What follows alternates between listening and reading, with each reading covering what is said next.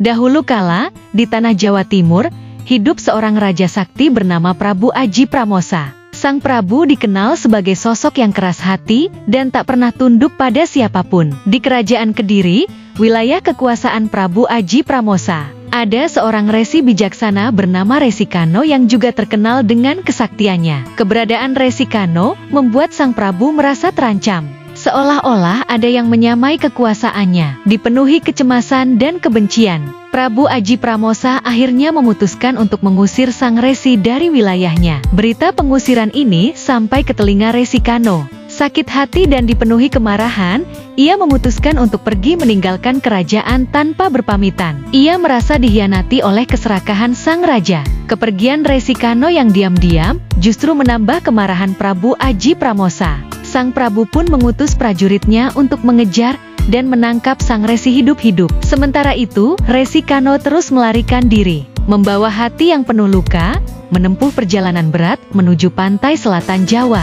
Setelah melalui hutan lebat dan gunung terjal tanpa mengenal lelah, akhirnya Resi Kano tiba di pantai selatan. Ia melanjutkan perjalanan menyusuri pantai ke arah barat, hingga sampai di daerah dekat Cilacap, di mana ia memilih tempat terpencil untuk bersemedi.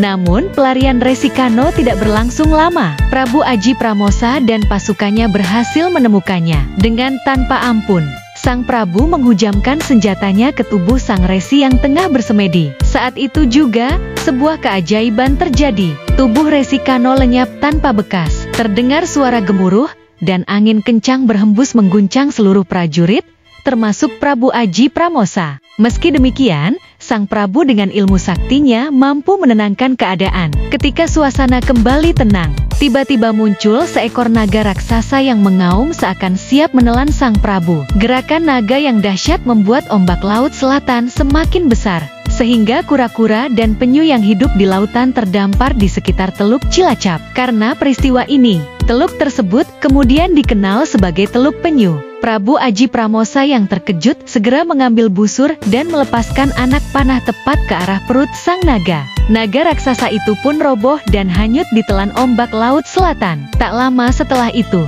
dari arah timur muncul seorang putri jelita yang memperkenalkan dirinya sebagai Dewi Wasowati. Ia berkata kepada sang Prabu, Prabu Aji Pramosa, "Aku adalah Dewi Wasowati yang dikutuk oleh Yang Maha Kuasa. Berkat jasamu, aku dapat kembali menjadi manusia. Sebagai balas budi, aku ingin mempersembahkan kepada Paduka sebuah cangkok kembang Wijaya Kusuma. Bunga ini tak mungkin ditemukan di dunia biasa. Barang siapa yang memilikinya, ia akan menjadi leluhur para raja di tanah Jawa." Mendengar kata-kata Dewi Wasowati, hati Prabu Aji Pramosa berbunga-bunga. Dengan semangat, ia mengarungi samudra untuk bertemu Dewi Wasowati dan menerima cangkok kembang Wijaya Kusuma. Saat menyerahkan kembang sakti itu, Dewi Wasowati berpesan, "Prabu, engkau menjadi saksi. Pegunungan dan karang ini terpisah dari Pulau Jawa. Karang ini akan kuberi nama Nusa, yang berarti pulau, dan karena disinilah aku menyerahkan kembang Wijaya Kusuma, maka kuharapkan kelak tempat ini dikenal sebagai Nusa Kembangan." Dengan penuh rasa gembira, Prabu Aji Pramosa membawa kembang Wijaya Kusuma. Namun tanpa disadari, saat tiba di pantai, cangkok kembang itu telah hilang dari genggamannya. Kecewa dan hampa, sang Prabu pulang ke Kediri. Tak lama setelah itu, tersiar kabar bahwa di atas karang di Pulau Nusa Kembangan telah tumbuh sebuah pohon ajaib. Penasaran, Prabu Aji Pramosa segera pergi ke sana. Betapa terkejutnya ia ketika melihat pohon itu adalah kembang Wijaya Kusuma yang pernah diberikan oleh Dewi Wasowati. Daun pohon itu berkilau terkena sinar matahari, sementara bunganya memancarkan cahaya yang memukau. Prabu Aji Pramosa tertegun penuh penyesalan.